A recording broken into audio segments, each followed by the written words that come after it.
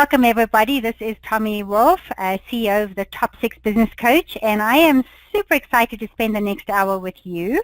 We are running masterclasses once a month during the course of this year, and our intention with this is to do something that's pretty hard to find in the industry these days, but it's really to try and bring you the best of the best entrepreneurial content without trying to sell you anything or have any other ulterior motive other than to deeply serve the entrepreneurial community, which I've been a part of for so many years. And I'm particularly excited today because we have the amazing Dr. Ivan Misner as our guest, and he's on the line. I will hand over to him shortly. But I did want to take a few moments just to firstly introduce him and start off with telling you why this is such an incredibly powerful topic. But having coached entrepreneurs for years and years now, I will tell you that even though everybody's looking for the get-rich-quick scheme or the fast way to make zillions or the fast way to make sales, nothing will ever take the place of a relationship, because at the end of the day, we're human beings and we're wired for a relationship. So having a powerful personal network is absolutely the top dog in terms of being a savvy entrepreneur, and it always will be, guys. They won't invent technology to take over from that. Once you have figured out how to do things in a network, you might be able to automate them on the internet for sure, and we definitely do that too. But this is just one of the top skills that any entrepreneur can have. So I'm beyond excited to have Dr. Ivan Misner with us today. I'm sure he needs no introduction, but let me try, and I don't want to take up all our time here because I could probably talk off all of our hour together just by telling you what's so special about him. I'm getting a bit of an echo on some lines here, so I'm sorry about that. I hope you're not hearing it. But Sam, if you could just take a look and see if you can figure out what's happening. Thank you. So BNI is definitely the biggest networking organization in the world today. It has 7,400 chapters across the planet. And, you know, some people love these groups and some people hate them. I'll tell you why you can't ignore them. Last year alone, BNI generated $9.3 billion through 7.7 million referrals. So it's a massive engine of business. Dr. Misner has written not one book or two books, he's actually written 21. And if you don't believe me, go to Google and just type in his name and you'll come up with a whole host of particularly excellent books that he has written. And he's been dubbed the godfather of networking by CNN and one of the top networking experts to watch by Forbes. But he's no stranger to the press. He's been on all the top TV shows as well. And he's also been voted, so he's not just a top business guy, he's also a top human being as well. He was actually voted the Humanitarian of the Year by Red Cross. So you are in really good hands for the next hour or so. And the best part is Ivan's going to talk to you for about 45 minutes, and then we are going to be able to open up the lines, and you can talk with him directly and ask him whatever you would like to ask him, and I will try and man those questions. So if you have questions while he's talking, write them down, and I'll try and get him to answer them directly with you.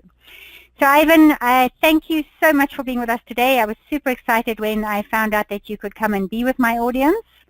And let me hand over presentation to you. So I'm going to make you the presenter right now. And you should get little things asking you, yes, show your screen. Perfect, we see you. You see me, good. And yes. Let's see, are you able to see my screen yet? I can see your screen, yes. I can't actually see your webcam. I don't know if you put it on, but I'm going to put mine off so as not to distract. Here we go. Let's, how's that? It looks good. It looks great. All right. Well, let's get started. Thank you so much for inviting me onto this webinar. I'm going to be talking about how to build a powerful personal network, and I'm going to be opening it up, as Tommy mentioned, for any questions that you have. The only dumb question is the unasked question, so whatever's on your mind is okay with me. We're going to be talking about, to get started, both the mindset and the skill set to building a powerful network. And the truth is that if you want to be successful in networking and referral marketing, it takes both a mindset and a skill set to do so. I'm going to start with some issues related to the mindset mindset of networking, and then I'm going to open it up to some of the things that are skill set related. Let's begin with some of the mindset. There's a concept called EQ, or emotional quotient.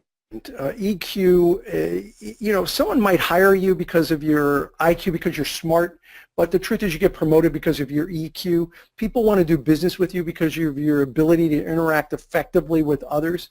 The thing is that we don't really teach emotional quotient in colleges and universities.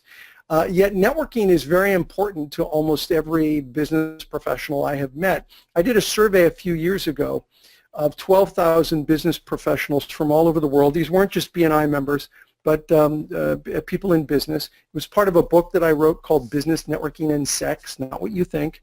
It's about the difference between men and women. It's a good title, though, Ivan. Yeah, you like that title? I do. It's probably pretty catchy. It is catchy. It is catchy, but see the parentheses there. It's not what you think. It's about the difference between men and women and how they network. And I'll be talking about some of the results from that in a little bit later in this presentation.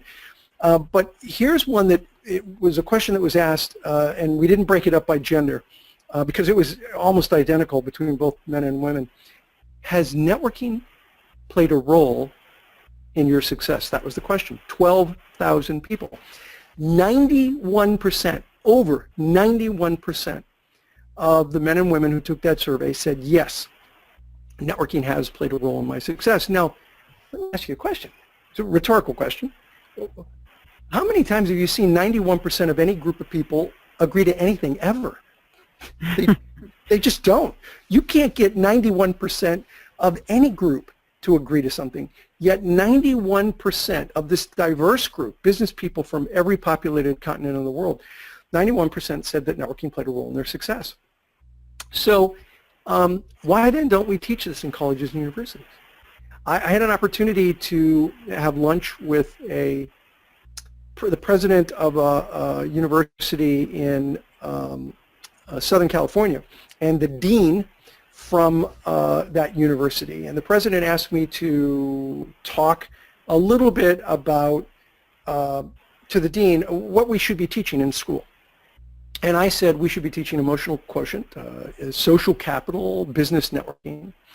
And the dean looked at me without blinking and said, we'll never teach that at this university. Networking is a soft science. It's, you know, we just don't teach soft science in the business school here at this university. And I said, wow, okay. So I had seen their curriculum. I said, do you teach leadership? He said, well, yeah, we teach leadership. I said, you know, I studied at USC under Dr. Warren Bennis, one of the world's leading experts on leadership, and he told me that leadership was a soft science. So clearly you teach soft science, you're just picking and choosing which ones to teach. So I have a theory why schools don't teach networking. And here's my theory.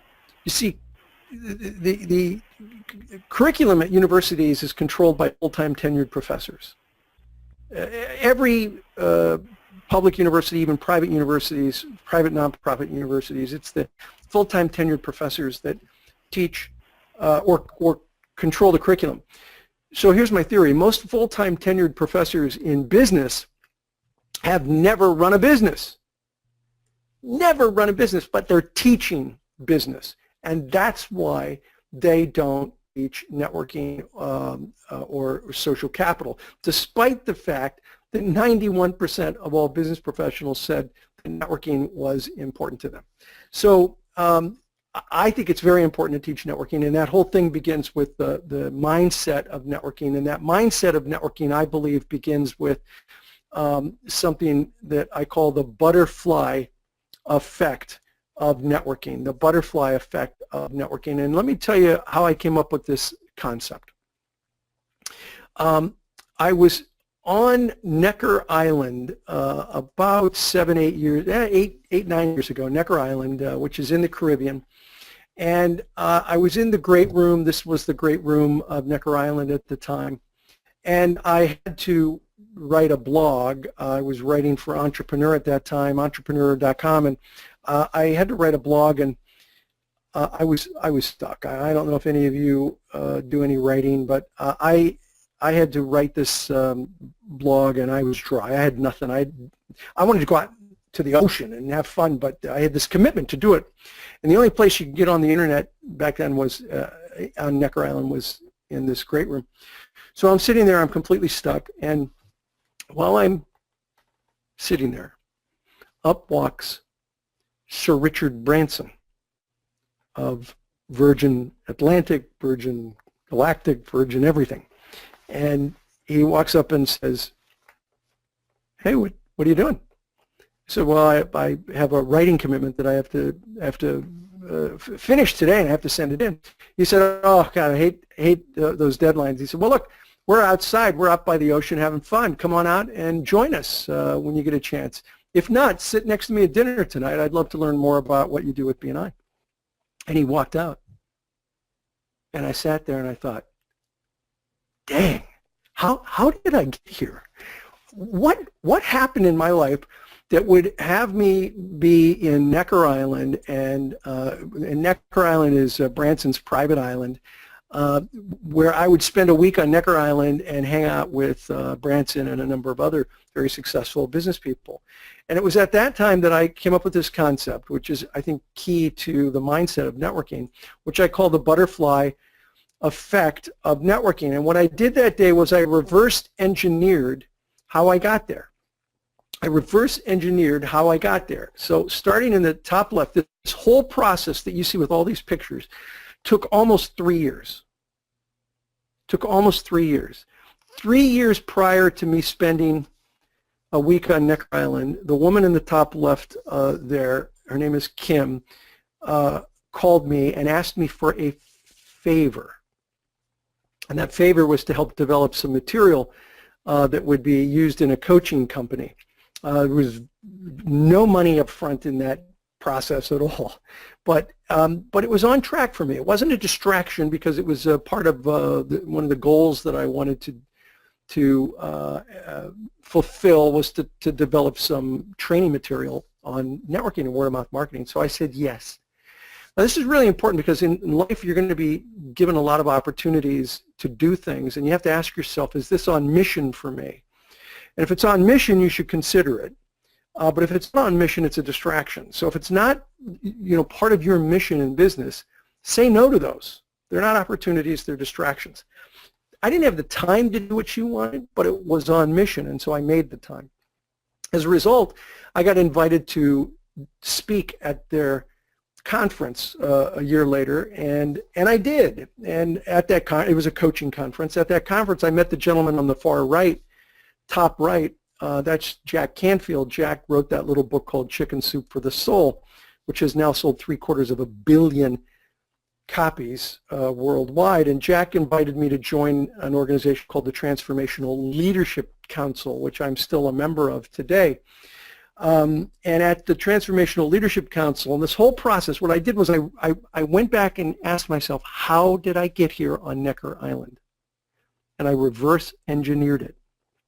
Went back to the beginning, to Kim, to TLC, to where I met Mark Vicente, who wrote the screenplay for the movie and directed What the Bleep Do We Know Anyway, which is about quantum physics, and it's really entertaining, and I never thought I would put those two phrases in the same sentence. He introduced me to Nancy Salzman, who runs seminars on ethics, who introduced me to Claire and Sarah Bronfman, who worked with her. And Claire Bronfman is a close friend of Richard Branson, and one day Mark Vicente called me up and said, hey, there's an ethics seminar on Necker Island. You get to hang out with Branson. He's going to be in the seminar. We have an open spot for 2 more people. Do you and your wife, Beth, think you'd like to go? I cleared off my calendar immediately and said, yes, I'm free, and went. And that's how I had an opportunity to meet Branson. And so I say this, I tell you the story because you never know where great things can come from. All too often we tend to pick our relationships pick the connections that we want to make because of what we think someone can do for us. I don't want to hang out with that person because they don't have the kind of contacts I'm looking for. Or I don't think they know someone that can help me. And so we're very transactional in the way we network, when in fact that's probably not the most effective way to network. Instead, you network with good, successful people. They don't have to be really rich, but honest, ethical, successful people that you want to do business with, are the right kind of people, because they'll introduce you to someone who will introduce you to someone who will introduce you to someone that someday can really make a big impact in your life. By the way, when that happens, what you want to do is reverse engineer it. Let's say you have your own Necker Island experience.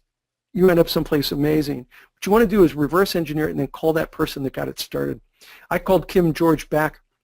This is 2.5, almost 3 years later from the time she first reached out to me. I called her back and said, Kim, I just wanted to thank you. And she said, but what for, Ivan? I said, well, I wanted to thank you for introducing me to Richard Branson. And dead air, it was like, Ivan, I don't know Richard Branson. And I told her the story, and she was amazed. But the most important thing was that I went back and I thanked her for what she did in that process by introducing me to people and ended up having me meet other people and meet other people. The butterfly effect of networking is very, very powerful. And so focus on building relationships with people and those contacts. You just don't know where they can lead to. The butterfly effect continues in my life. I had an opportunity to see the rollout of the White Knight 2 spaceship. That's a photograph I took. It's not a PR photo. Actually, that was the mothership. This is the spaceship, and again, that's a photo I took from the Mojave Desert.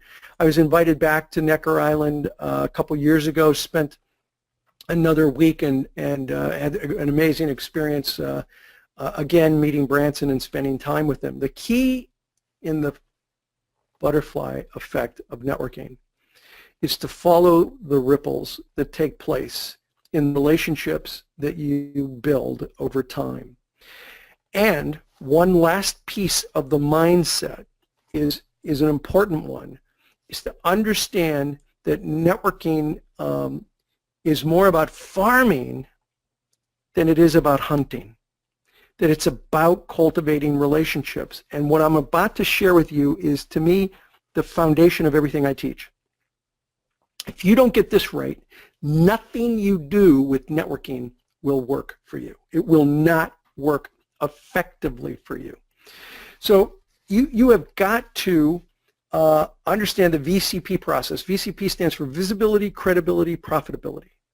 Visibility, credibility, profitability. First, you have to be visible in the communities in which you do business. People have to know who you are and what you do.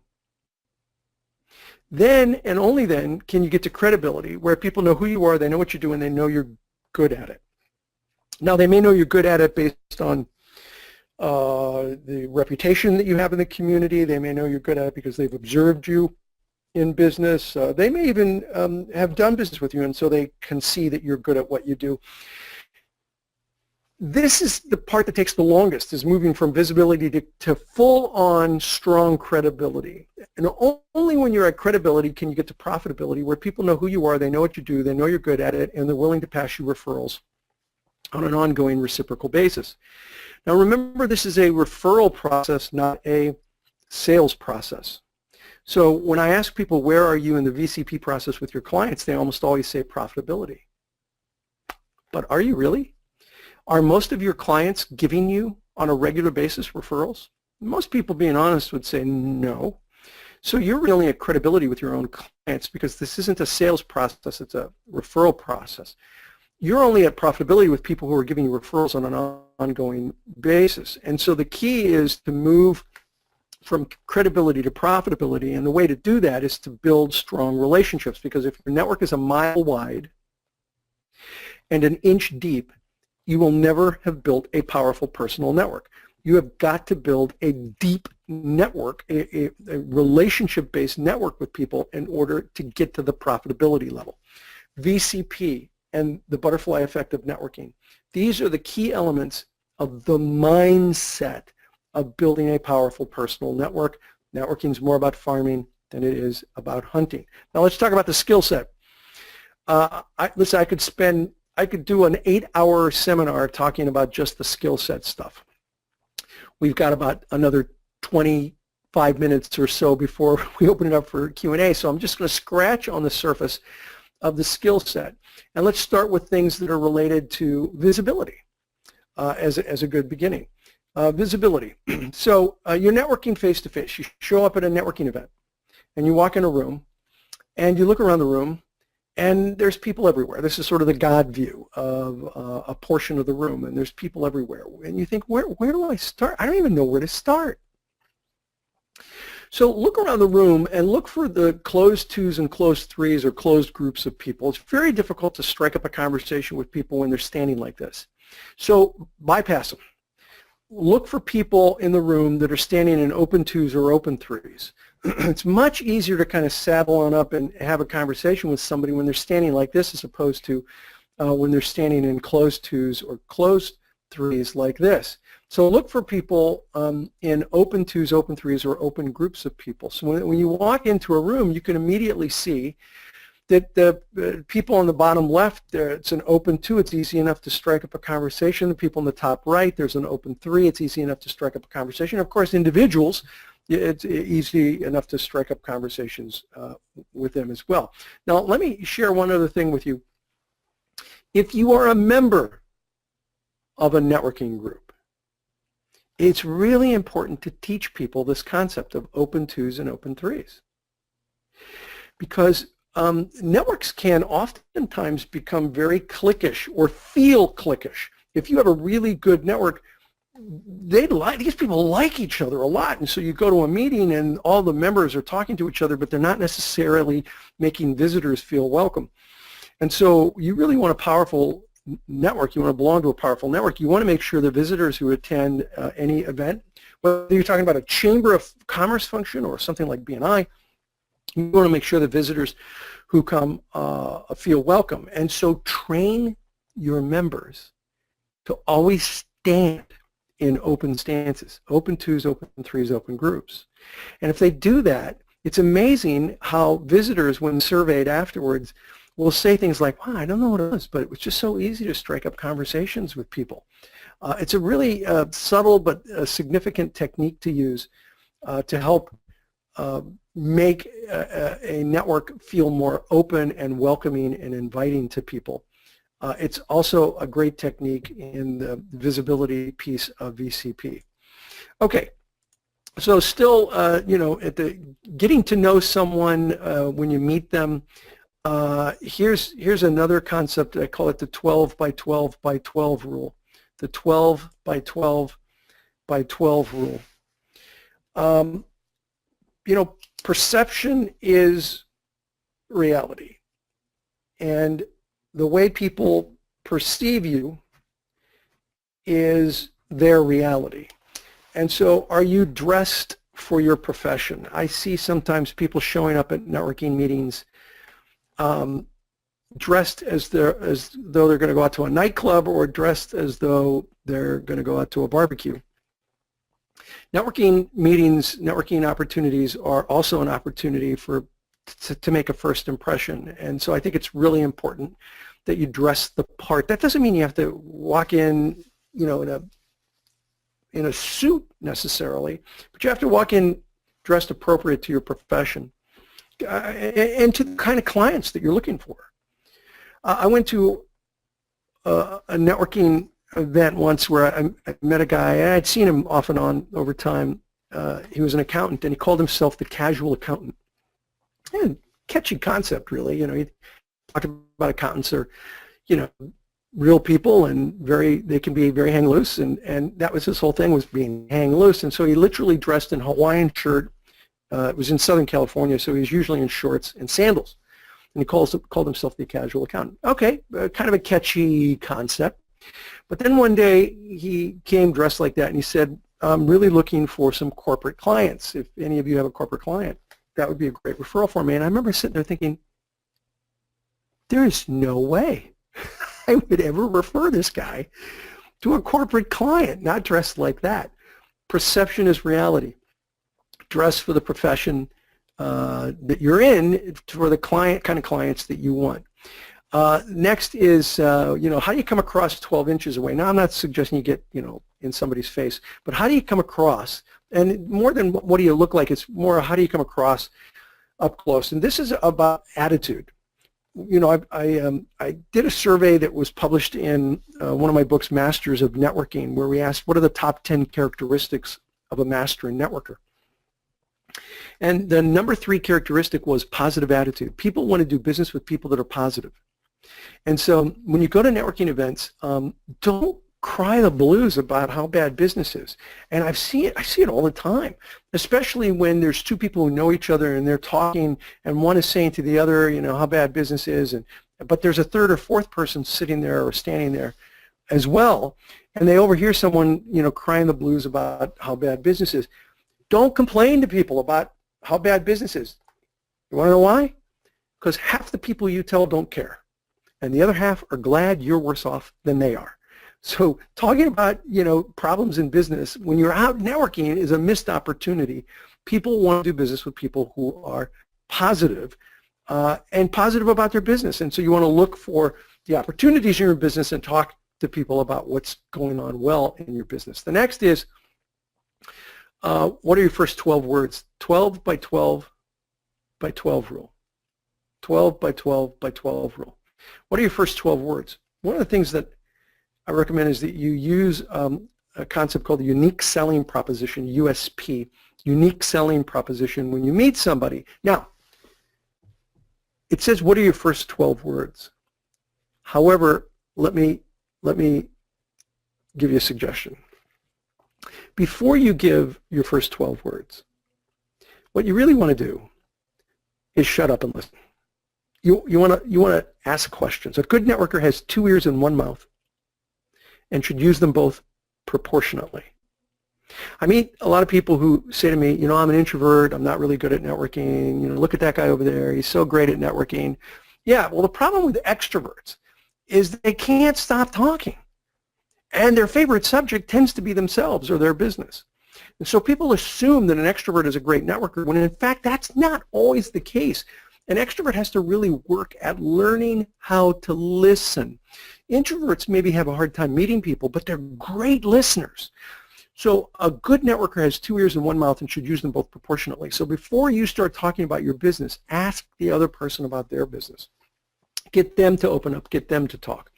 When you have a chance to talk about your business, then you want to say something that gets right to the heart of what you do, that passes something that Sam Horn, a good friend of mine, Sam Horn, she wrote the book Pop, she calls it the eyebrow test, and I'll explain that in a moment. But let me give you an example of a unique selling proposition that I really love. It's the Referral Institute's USP. They say, when they meet somebody for the first time, they say, well, we help people work less, make more, and create referrals for life. And it's that last phrase that gets people's attention. We help people create referrals for life. When you use a unique selling proposition, then look at the person's response and see if you just passed what Sam Horn calls the eyebrow test. If the eyebrows scrunch down, you lost them. They have no idea what you're talking about. They're confused. If their eyebrows raise up, you got their attention. And they may say the same thing. Oh, how do you do that? And if they say, oh, how do you do that? And their eyebrows crunch down, you just lost them. They're confused. But if their eyebrows go up, you got their attention. I love this concept of hers, the eyebrow test.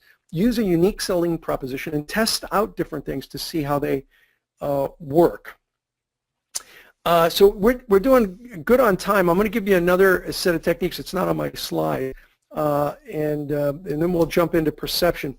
I call this the 24/7/30 follow-up technique. 24/7/30. 24/7/30. So you've met people. You've talked to them at a networking event. Now you leave. How do you follow up? And people ask me all the time, what's the best follow-up technique? Well, the one that you're going to do consistently is tends to be the best, but here's one that I think works well, 24/7/30. Within 24 hours, drop someone a note, either a handwritten note, which, by the way, nobody does anymore. So if you want to really stand out, do a handwritten note, or an email connecting with somebody. Do not try to sell them something. I repeat, do not try to sell them something. I often get people who say, oh, come on, Ivan, it never hurts to ask, right? Wrong. It totally hurts to ask if you ask before there's a relationship. In the book Business Networking and Sex, the gender book, we talk about the difference between men and women and how they network. We use a phrase in there. We call that premature solicitation, which you don't want to say fast 3 times, it'll get you in trouble. But you know, all too often people use networking as a face-to-face cold calling opportunity. Hi, my name's Ivan. Let's do business. Let's, you know, here's 3 copies of my card. Maybe you'll hand out my card for me. And when that happens to me, I think, I don't even know who you are. Why would I hand out your card? I'm not going to refer you to anybody until I know you and trust you. So that whole process begins with follow-up. So within 24 hours, reach out to touch point. Reach out to them. Hey, it was great meeting you. Hope our paths cross again. Just wanted to connect and say hi. Love to connect sometime again in the future. Within 7 days, connect with them on social media. Again, don't ask them to buy something. Don't try to sell them something. Don't try to do anything with them. Just make a connection with them on social media. Maybe interact with them on their Facebook or LinkedIn page. Within 30 days, if this is someone that you want to get to know better, reach out to them again. And again, do not try to sell to them, but reach out to them and say, hey, we met at the chamber function, or we met at this business event a month ago. Followed some of the things you're doing on Facebook, find it really interesting, love to connect and learn more about you. Can we get together for coffee? And then set up an appointment, and refrain from trying to sell them something. Even then, I am a real believer that networking is more about farming. It's about cultivating those relationships 24/7/30. Those are touch points for follow-up. And if after 30 days that person doesn't want to meet with you again, you would have never had a chance with them in selling them anything anyway. And at that meeting, what you want to do is find out as much about them as possible and look for opportunities to continue and go deeper and build that relationship. Now, a lot of people think they're really good at networking. That's what this slide is about. They think they're really, really good at networking. But let's look at what we found. When we did that survey on the gender book about networking, and we asked people, are you uncomfortable networking?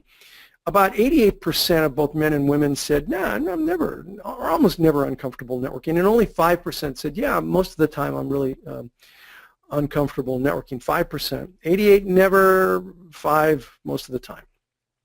So, well, let me go back. We felt there's something was wrong with that, because we've seen people out networking, my co-authors and I, and they're not that good, not 88% of the time. So we flipped the question. Instead of I'm uncomfortable networking, do you think the average person is uncomfortable networking? And look at the results here. When you flip it from, you know, are you uncomfortable to is the average person uncomfortable, it drops from 88% to about 48%. And the always or most of the time jumps from 5% to 20%. What does this mean? Well, it means we may not be giving the impression that we think we're giving. We go out networking and we think, I'm good, I know what I'm doing. You don't know what you're doing, but I'm really good at what I'm doing. When in fact, we may not be as good as we think we are. And one of the reasons for that tends to be this transactional versus relational approach to networking. We have found, and this survey that we did of 12,000 people found that many people are very transactional in their networking, where they go right for the business, and other people are more relational in their networking, where they want to build a relationship before they start asking for business from people. What we discovered was the people who were more relational than transactional were much more successful at building a powerful personal network than people who were transactional. The relational beat transactional. Let me give you some of the data. And in just a couple of minutes here, we're going to open it up for questions. So if you've got a question, please feel free to send that in. So look at this data, and this came from the book, the gender book, Business Networking and Sex. We found that the average number of hours spent per week was about 6.5 hours, and 6.31 hours, and men spent 6.44 hours, women spent on average 6.19 hours. The average percentage of business that was generated overall from that study of 12,000 people was 46.7%. Men generated 43.96% of their business from networking. Women generated 49.44% of their business from networking. Let's review. Women spent less time networking and generated a higher percentage of their business through networking than men did. Interestingly enough, women were more likely to be relational in their networking than men, and men were more likely to be transactional in their networking than women. When we took gender out of it and we just looked at relational versus transactional, we found that people, men and women, who were relational in their approach to networking, that is, that they wanted to build the relationship before they started trying to do a transaction, were more successful. Men and women combined were more successful with the relational approach than with the transactional approach. Yet, we see people all the time in their networking using networking as a face-to-face cold calling opportunity, using networking as a direct selling opportunity, when in fact the truth is that it's all about relationships. It's all about relationships. And it's about getting out there and going through that VCP process and spending the time necessary to build a powerful personal network. Time spent networking is really important. You see it's 6.31 hours was the average amount of time spent networking. But the question I ask an audience generally is, how many of you want to be average? Is your goal to be average in business? And most people say, well, no, I want to be above average. So the truth is, if you want to have above average results, you need to spend more than 6 hours a week or 6.5 hours a week in your networking. Here's a graph that came from that same study, and we found that there's a direct linear correlation between the amount of time spent networking and the percentage of business generated from networking. So the people who spent more time networking generated a higher percentage of their business networking. We found that spending 8 to 10 hours a week with your networking efforts, and that could be going to networking events, it could be doing one-to-ones, it could be any number of forms of networking, are really the optimum amount of time spent for the amount of business generated. Okay, I have covered in about 38 minutes a lot of different topics on networking. The two themes were mindset of networking and skill set of networking, and I spent just the last portion of this talking about the skill set, some of the skill set items of networking. What I'd like to do now is to open it up for whatever questions or topics you would like for me to cover. The only dumb question is the unasked question, so whatever is on your mind is okay with me. Well, thank you, Ivan. It's really refreshing to hear the godfather of networking stress that it's actually all about relationship, because I think many of us have been out networking where somebody can't wait to sell something to us, and it's a very uncomfortable feeling for everybody. So we've got a couple of questions that came in while you were talking, so let me start with those. And for everybody else who has a question, please put your hands up, guys. There's a little hand on your GoToWebinar panel. Put your hand up. I'll know to open up your panel. But let me start, if I can find him on the panel, with David Roxon. David, let me see if I can find you on the panel. I can, and let me see if I can open up your line. You should be audible, David. I'm struggling to get you off. Mute for whatever reason, David. So I'm actually going to read your question. So David actually asked, for years, he asked and challenged academia to include sociology, psychology, anthropology in computer science curricula. Is this in any way related to the distinction of EQ? So that was his question. So read that again. What were the topics? Sociology, psychology, and anthropology. And I think David's line is now open. So David, if you'd like to speak directly, go ahead. Go ahead, David. So everything in computer science tends to be hard, and what I've discovered over the years is that, unfortunately, undergraduate and graduate school, we never learned how to be therapists or social workers.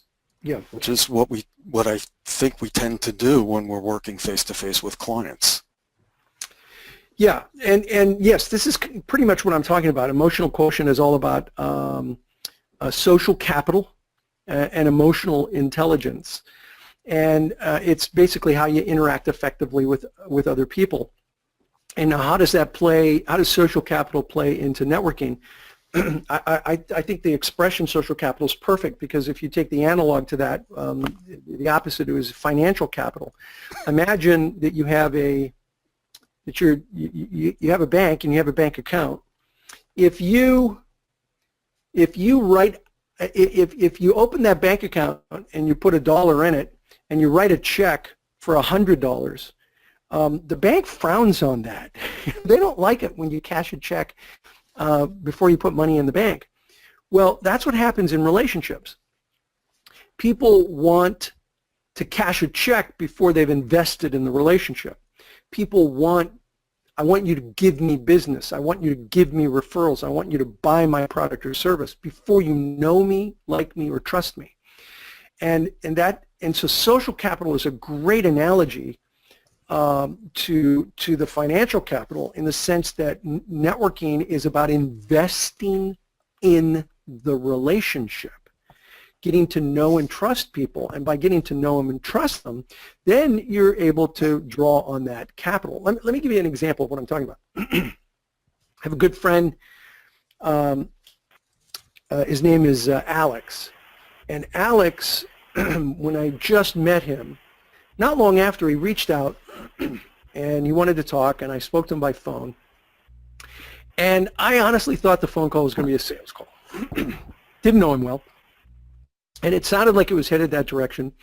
And he got me to where he was talking about something that he has worked with people on websites, and he suggested it for me, and I was like, here it comes, here it comes. And then he said, I really think something like this would be great for you, Ivan. He said, would you mind if I just put that together for you? And I'm not charged or anything, but I really think it would help you out, and I'd love to just put that together for you if that's okay. And I was like, really? Okay, sure. And he put together this simple website doing something that I didn't think I needed, but it was actually pretty cool, and it worked well. And so Alex would call every now and then, and he kept investing. And he kept saying, hey, you know, I'm doing this. Would you like me to promote such and such for you? And I'm like, yeah, sure, absolutely, okay. And I kept asking Alex, at some point I was like, Alex, what can I do for you? No, I'm good, I'm good. So Alex would connect with me, I'm not kidding, probably every other month for a year. And he kept investing. One day Alex called me up. And the first thing he said to me was, Ivan, I have a favor to ask you. And I said to Alex, stop. The answer is yes. Now, tell me what you want me to do. And he laughed. He said, I haven't even told you what it is. And you said, yes. I said, are you kidding? You've been investing in this relationship for 1 year now, over and over and over again. You know me well enough that I don't think you're going to ask for anything that I wouldn't be willing to do. And I certainly owe an investment back into this relationship, so what do you want me to do? And he told me what it was, and it was so easy. For him, it was big. For me, it was easy. And I did it, and I was happy to do it because I reinvested back in the relationship. This is what I'm talking about with social capital. It's about investing in each other's relationships. Make sense? Yeah, that really does. David, yes, thank you. And I think, you know, especially in the science, things like computer science, it's a perennial problem. I was a science major, and they forced us to do some of the soft topics at college because they said we all came out illiterate. So that's great. Well, thanks for that question, David. And I'm going to move on to Fiona. So, Fiona, I've opened up your line. It looks like you're muted down on your side. Perfect. So why don't you go ahead and ask your question directly, Fiona? Thank you, Tommy. And thank you so very, very much. I'm very happy that I took part in this webinar, and I'm very grateful to for sharing your knowledge, because this was wonderful. My question is, in a situation where you've been in the corporate world for many, many, many, many years, and then you decide to leave and then go into launching your own business, how does your 24/7/30 principle apply in a situation where you are now reaching out to people with whom you've worked in previous industries? It could be, clients, bosses, colleagues, etc. How do you take that? I'm sorry, go ahead, finish your statement. I did, thank you. Okay, so I have a question for you. Do you feel like you have maintained good contact with most of the people that you now want to reach out to, and it's okay if the answer is no? Yes and no. We had very good relationships while we were either working together or even with some clients, but in the last, I'm going to say, 18 months, maybe a little bit more, there's been no connection as I've gone off to build the business. Okay. All right. So that's a little bit of an opportunity lost, but that's not uncommon. That's pretty common when people, leave the corporate world, then go into the, start their own business. They kind of lose touch. So one of the things that I would advise you to do is to reconnect with people. Right. And use the same strategy that I gave earlier. Don't ask for anything. I can't tell you how many people I know that were in one business, or they were in the corporate world, they left, they went to another business, and the first thing they do is call me up and try to sell me something. So don't do that. Instead, just touch bases.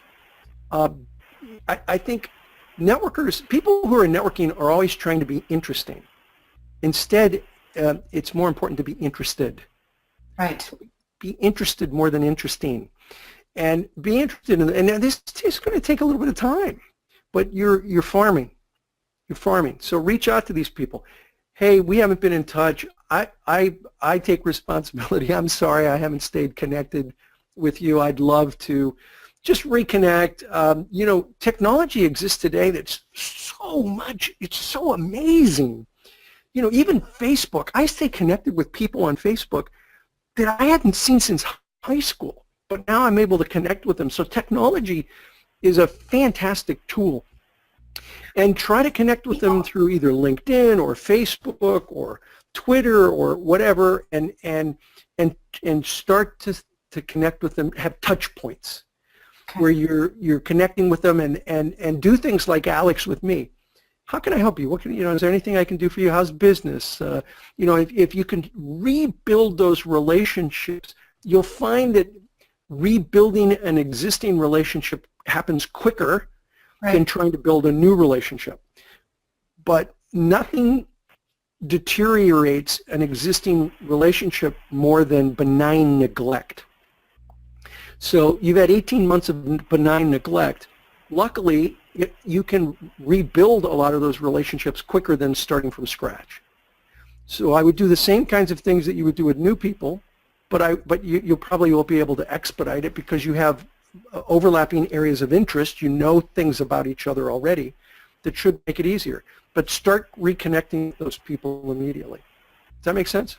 Very much so. I'm very grateful for your input. Thank you. Have a great day. Yeah, thank you. And I'll add one other thing to that. Go out and network. Most business people are basically cave dwellers. They get up in the morning, they're in this large cave with a big screen TV. They go out to their garage, they get into a little cave with 4 wheels called their car. They drive to this other really big cave with computers called their office. They stay there all day long, and at the end of the day, they get back into their little cave with 4 wheels. They drive back to their large cave with a big screen TV, and they can't figure out why no one is referring them. Networking is a contact sport. You got to get belly to belly with people and talk to them and network with them. And if you work from home, like a lot of people, it's even worse because you're not even getting into your car and driving somewhere. So, go out, meet people, connect with people, build those relationships, and at the same time start reaching out to the people you used to know. And when the timing is right and you've rebuilt that relationship and you've invested in that relationship, it's okay to ask for help from people and ask for business from people. Okay? All right, thank you so much. Hey, my pleasure. Great question. Thanks, Fiona. I'm going to move on to Dan Wingard now. Dan, you have 2 questions, but I got a line of questions waiting behind you, so I'm going to ask you please to choose the hottest one and just stick with that, if that's okay. But go ahead, Dan. Yeah, thanks so much, Ivan and Tommy. Going to BNI on Thursday with the intent of joining. Thanks so much, Ivan. What's your best tip for someone visiting with the intent of joining? It looks pretty solid at this point. Have you visited this group before, or is that your first visit? First visit. I know a couple people in it. Oh, good. That if you know some people, that helps a lot. So one of the first things I would do is I would ask for the lay of the land from the people you know. You know what? Tell me a little bit about the people. Tell me what you like most about this group. So get a little bit of information as you go in. And you want to make sure, and I would say this about any network that someone was going to, you want to make sure that that your personality is a good fit with that group. And if that group, to me, when I'm looking, when I was out there every day networking myself, and before I started BNI, I was looking for groups that were positive, supported, and had structure. I can tell you at BNI, if they're running it right, it's got structure, and it's got accountability. I'll let you know if they're not. Yeah, okay, you email me. But it also should be positive. Yeah. That's really important. People, I said about this earlier, people want to do business with people that are positive. And so, you know, look for a group of people. I know I have been to a great BNI meeting when they've run it well, and I walk out and my cheeks hurt. My face cheeks hurt from smiling so much or laughing. People love, you know, going to a meeting where they do business and enjoy themselves. So you want to look for a group that is running the meeting well, it's not running like a coffee klatch, and that they enjoy each other's company and work well together. Awesome. Thank you. Okay. Yeah, you bet. My pleasure. And Thank you, Dan. Good luck with that. So the next one comes from... One other thing, for those people who don't know about BNI, then go to BNI.com. I just put that up on the screen. And here's another site with my blog.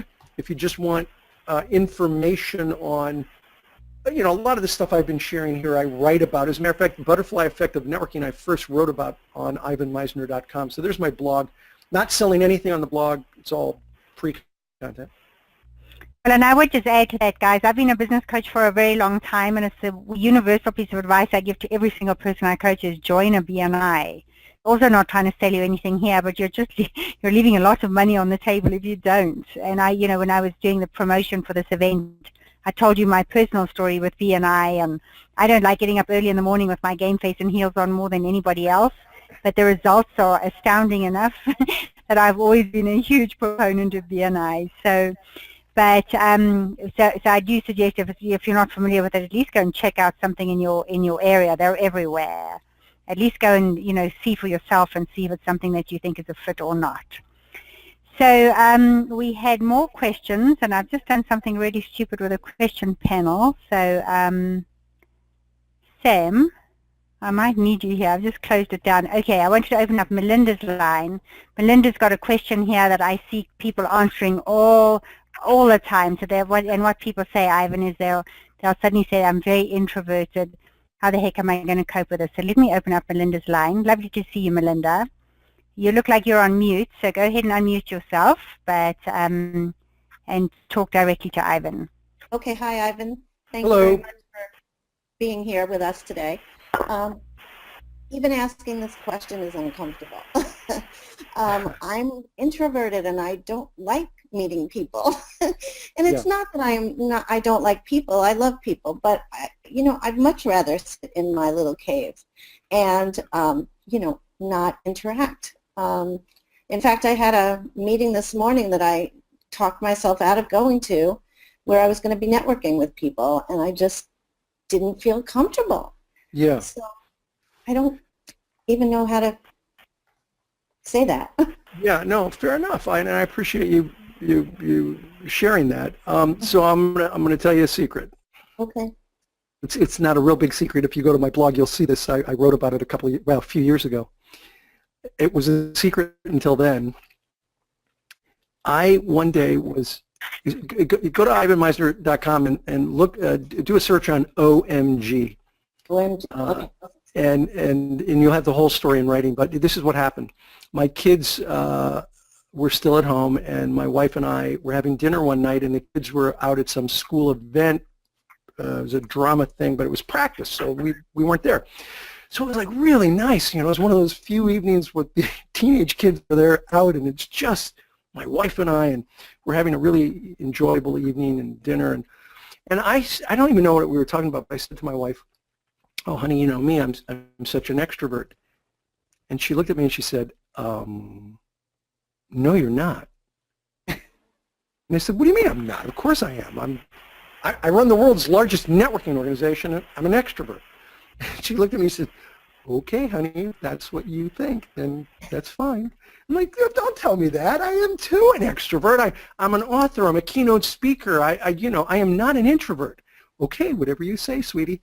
I'm like, "All right, why do you think I'm not an extrovert?" And she said, "Look, I'm reading a book. I think it was called The Introvert and Extrovert in Love." And she said, "You're an introvert." I said, "I am not an introvert." So she started naming off all of the characteristics of what makes an introvert, like not wanting to go out, not thriving on meeting people. And I'm like, yeah, okay, that's kind of like me, that's kind of like me. But then she got one that hit home totally. And that was, introverts recharge their batteries by being alone. Right. Okay? They don't want to be around people. Now, family might be okay, but they, go out, that is not fun, and that is not a way to recharge my batteries. Now, my wife loves going out. Absolutely, it recharges her battery. So now I'm annoyed because my wife is telling me I'm an introvert. So I go into my office and I do a Google search on online tests for introverts and extroverts. Mm-hmm. And I find this test, I take it, I hit enter, and it says, "Congratulations, you are an introvert who is a situational extrovert." Right. Went on to describe that when it's talking about your own business or when it's talking about something that you feel confident in, you come across as an extrovert. Otherwise, you're a total introvert. Now go apologize to your wife. Okay, so it didn't say that last part, but it was an amazing experience for me because I learned that I am very much an introvert who comes across as an extrovert when I'm talking about something that I'm passionate about. Mm-hmm. Look at the organization I created, BNI.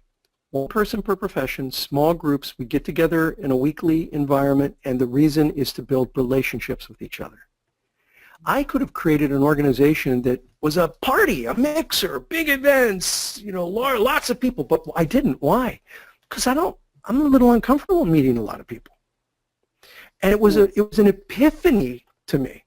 So here's what I'm suggesting, is that even introverts, I'm pretty good at networking. Even introverts can be pretty good to really good at networking.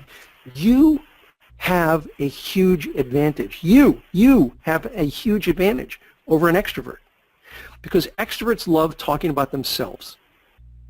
And they can't listen. So what you want to do is use that skill set. Be a listener. Go to these meetings and be a sponge.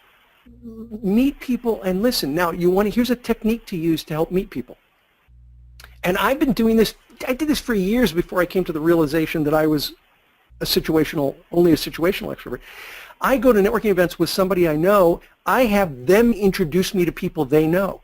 So you go to networking, start with a networking event with somebody you really know and tell them, just give them the story. You're an introvert. Would they just basically be by your side and introduce you to people they know? It's so much easier when there's someone walking you around and introducing you to practice. And then be yourself. Listen, I'm sorry, go ahead. No, it makes a lot of sense, and I think The real issue is whether or not you can force yourself to get out of the house and actually do it, because what you said before about being comfortable sitting in your house and not interacting and occasionally getting people being clients, etc. It's very easy to stay in that comfort zone. And it's very hard to get out and do things that are right for your business to really grow it. And I feel like when you're an introvert, it's really hard to get motivated for that. Right, but the question is, are you happy with the business that you're getting with the strategy you're using? Right. And it's a good point. Yes, you're happy somewhat, but you could be happier if you did more. So and so I realized many years ago that you got to do what you got to do to get to do what you want to do. Yep. And so, if that means going out and getting out of your comfort zone a little bit, you can find mechanisms or techniques to make it easier. So the process is to try to find ways to make it easier to do the things you're not crazy about. And you know what? You may just find out that it's not as bad as you think, especially if you can find a group of people that you build a relationship with. Yes. Now you're not going to network. Yeah, you are, but you're going to meet friends. Yes. And introverts are great with friends. Introverts make great friends. Go be a good friend to people and network while you're doing it. Great ideas. Thank you. Yay, my pleasure. Thank you. Thank you, Melinda. And Ivan, I'm keeping an eye on the time for you because we're a little after 3. And did you have a hard stop? No, I actually don't have a hard stop, so I'm good for a few more questions. Oh, well, that's lovely because we do have a few more questions. So thank you for that. I appreciate that because I know your time's precious and I know you're coming off a long day already. So I'm going to open up. If you want to also take control back and put the camera on, I can put my camera on as well if you would like. Oh, you can just put your camera on. I don't think you need me at all for that. So I have problems with my screen doing the camera. So, oh, do you? Okay, I can only put this. Yeah, okay. So I don't need to take control. I can try it again. Let's see if it works. But I've got a giant screen and it messes up the camera. Okay, I think it's busy trying to paint up right now as we speak. So I'll put my webcam on again though. So hi. Yeah, yours is not painting up for some reason. It's trying to. Yeah. So I'm going to open up Leanne's line, and Leanne, if you would like to ask your question directly to Ivan, he is ready for it. Hi, good afternoon, Ivan. Thank you so much. So I only bought my business 10 weeks ago, so I couldn't be newer than I am right now. And I'm just curious for a new entrepreneur, when time is just so limited because I'm doing a million things. Do you recommend planting many plants and kind of building many relationships, or should I focus on, cultivating a few relationships much more deeply? Good question. Yeah, the answer to that question is yes. You need to get a little bit. Oh, you're awesome. You need to do a little bit of both. Okay. If your network is a mile wide but only an inch deep, you'll never have a powerful personal network. Mm-hmm. So it needs to be both wide and deep. But where do you start? Well, you start. All right, let's start with the deep relationships you have now. Do you have a handful of deep professional relationships, people you know and trust and are willing to do business with? Yes. Okay, so don't lose those relationships. Hang on to them. Okay, work those relationships. Let's see if I can get my camera working now. Still not working, it seems. No, Sorry about I that. don't know why it's not showing. No worries. Yeah, it's okay. So you want to start with, you don't want to lose touch with those, okay? That's really important. So keep those touch points going and keep working them, and then start working on new ones. Mm. So don't let go of what you got, but start to build new relationships. And you do that by, don't be a cave dweller, get out there, connect with people, do some of the things that we're talking about here, and start working those. As you meet people, mm-hmm. you want to do one-to-ones with them. Okay? You want to sit down. Remember I said on the 30 days, try to meet with mm-hmm. them and do some. So one of the techniques that I recommend is what I call the gains exchange. The gains exchange. Okay. So I'm going to describe it to you. The gains exchange is it's an acronym, and you can find this, by the way, in one of my books. You can find it in World's Best Known Marketing Secret. You can also find it in I think Networking Like a Pro. So it's in a couple of my books. It's an acronym. It stands for goals, accomplishments, interests, networks, and skills. I'm going to repeat that. Goals, accomplishments, interests, networks, and skills. So what you want to do when you meet somebody and you want to do a one-to-one with them, you literally share your goals, your accomplishments, your interests, your networks, your skills, and you ask them to do the same and come to the meeting with that. And it sounds crazy, but what happens is you find overlapping areas of interest. And when you find overlapping areas of interest, that's where all of a sudden you make a connection and you go deeper. When I was testing this concept out, I met with a group. I was having them all do it, and there were two guys who thought I was crazy. They thought it was a silly idea, and they didn't want to do it. But they did it, and they found out that they were both. And by the way, they had never done business with each other, even though they were in the same network for a year. They found out that they were both soccer coaches for their sons' soccer teams. Well, forget about the rest of the one-to-one. That's all they talked about was soccer and coaching. And they ended up sharing coaching ideas, and they also scouted for each other, and they even filmed teams and then shared those videos. And guess what started happening? They started doing business with each other. Sure. And over soccer, though. So wow. The amazing thing is, what the key is finding overlapping areas of interest. So as you meet these new people, you want to go deep in building those relationships. Find those overlapping areas of interest that you can dialogue about and becomes part of the conversation, so that you can then build a deeper relationship, get to credibility, and then profitability. So you want to maintain those existing relationships and gradually work on new ones. Great. Thank you so much. Mm-hmm. Well, thank you for the question, Leanne. And I have just a couple more here. Ivan, if you're still good. Are you still good time-wise? Yes. Okay. So, David, let me open up your line. And it looks like you're muted on your phone as well. So you might want to unmute. Go ahead and ask your question.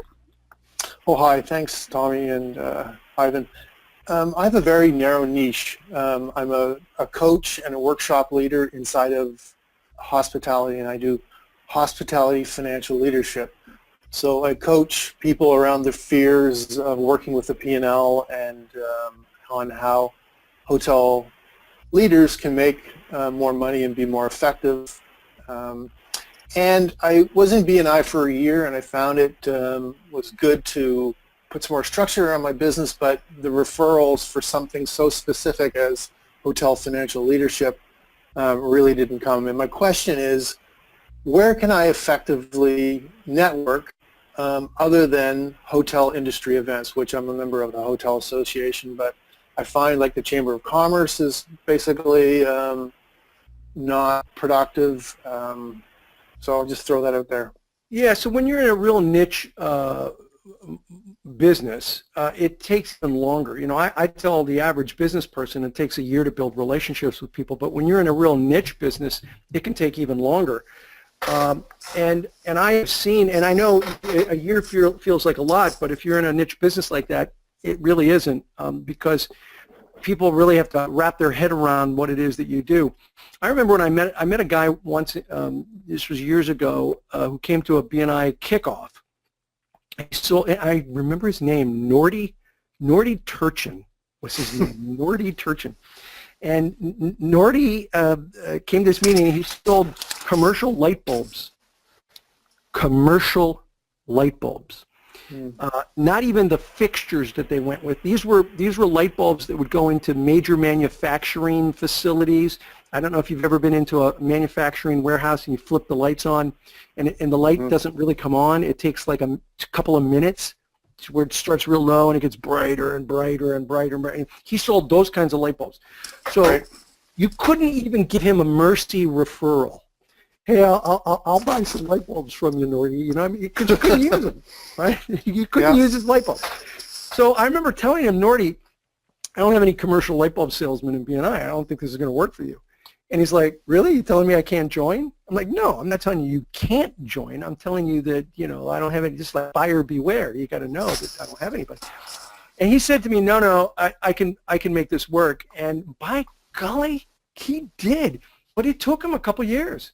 He ended up, I came back later and I found out that he won his company's sales contest. He sold more commercial light bulbs than anyone else in his company. He said, I never won this award before, but 40% of all my 40% of all my sales came from referrals from BNI. It just took me a long time to get people to understand how they could refer me, and it worked. So listen, we'd love to have you come back to BNI, but whatever network you go to, you're going to need more than a year for people to really understand what it is you do. The other kinds of networks, chambers, service club, Rotary, Lions, Kiwanis, all of these kinds of groups are great groups to connect with and build relationships with. Great. Thank you so much. Yep, you bet. Thanks, David. Thanks for that. And I've got an interesting question from Cheryl Mitchell. Cheryl, I think your microphone's not working. Is that correct? I've opened up your line. You'd like me to ask a question? Yep, I think she doesn't have a microphone. So she has tried 3 BNI groups in her area, and she feels like none of them are right for her because they don't have her target market in them. And she's wondering, should she just start her own or find a different networking group? So your comments on that, Ivan. Yeah, great. What business is she in? She is a business coach. Oh, my goodness. Business coaches do great. A small business coach, sort of solopreneurs, one-man businesses. Yeah, but, and is this in Australia? No, I think she's in Detroit. I've asked her to try and call in so she can talk with you directly. Yeah, I think she's in the Detroit area. Look, business coaches do great in BNI, and you know, these webinars for me are about being educational. So I don't want to make this a pitch for BNI, but almost any business networking organization with quality business people in it, a business coach will do well. And let me put it this way. When I started BNI, I'd like to tell you I had this vision of an international organization, but I needed referrals for my consulting practice. I didn't realize that other business people had the same problem. So when I started BNI, I brought friends who I wanted to help, and I hoped that they were willing to help me, and it grew from that. But I need to explain that I was basically a business coach before there was that term business coaching. I worked with small companies, solopreneurs, medium-sized businesses. I didn't work with large companies, or very little work with large. So that was what I did 32 years ago. I was in that field. BNI was fantastic for me because I taught people how to refer me.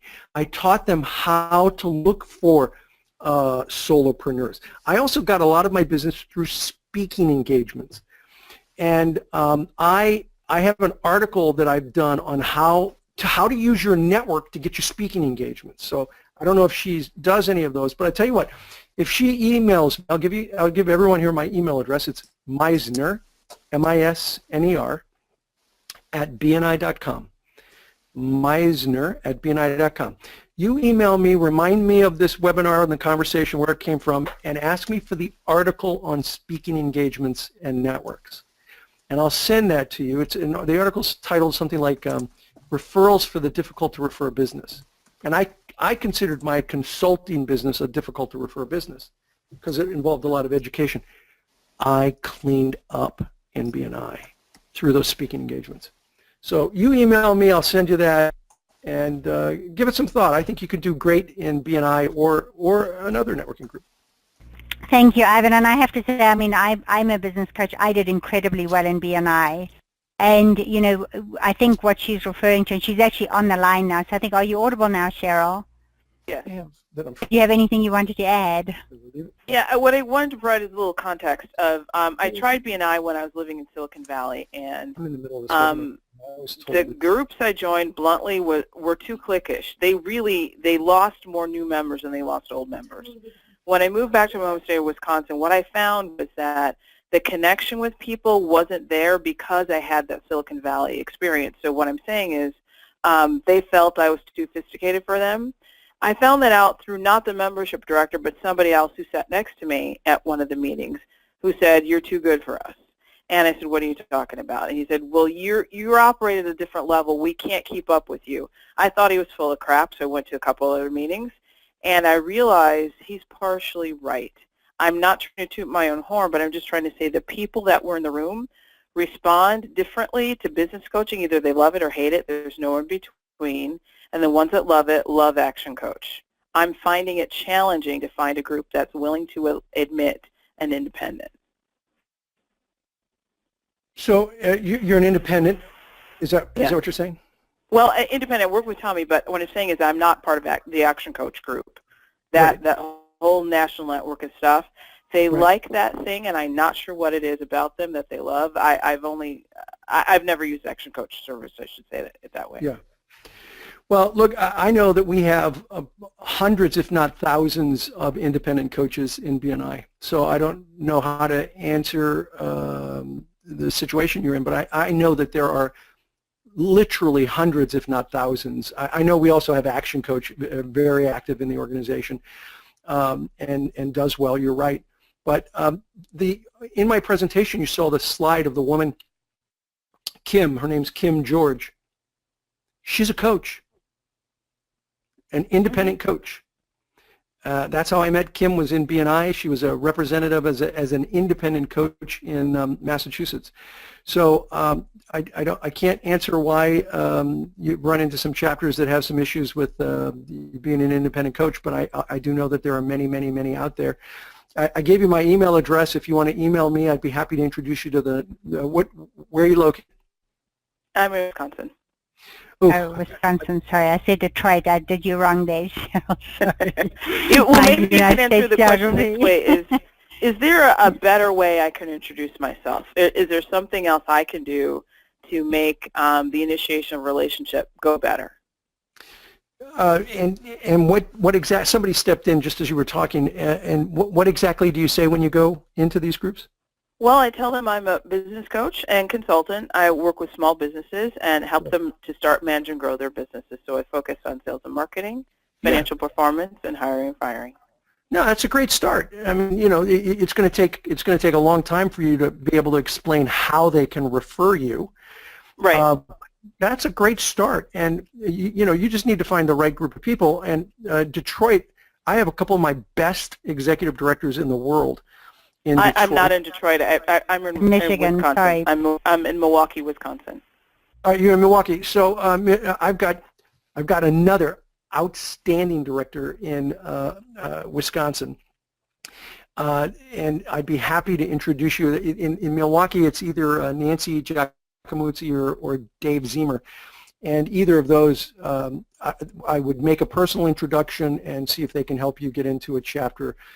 There are chapters out there that would love to have a business coach, and so email me at meisner@bni.com. Just remind me of this if you're interested, and I'd be happy to make a personal introduction.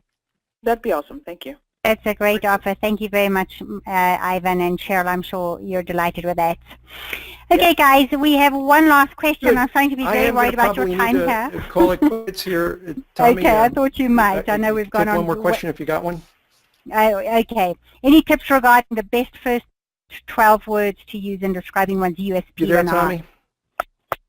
Hi, yes. Can you hear me? Sam? Ivan, can you hear me? Hello, hello. Hi, Ivan, can you hear me? Tommy, I can hear you, but I'm not sure if I'm audible any longer. Oh, it sounds like Ivan can't, so I don't know exactly what's going on there. I'm going to move over to mic and speakers in case that helps. Hear me now? I think we've lost some audio, so I am sorry, Irene. I think that we're going to have to just wrap up the webinar. It sounded like Ivan needed to go anyway. So you were our very last question. So maybe you want to drop him an email at meisner@bni.com and ask your question that way. And Ivan, I don't know if you can hear me or not, but I think we lost your audio. And it's been absolutely delightful having you with us. I think BNI is really one of the best business assets in the world. Thank you so much for being with us. And thank you, everybody. We're a wrap for today, but thank you very much, Ivan.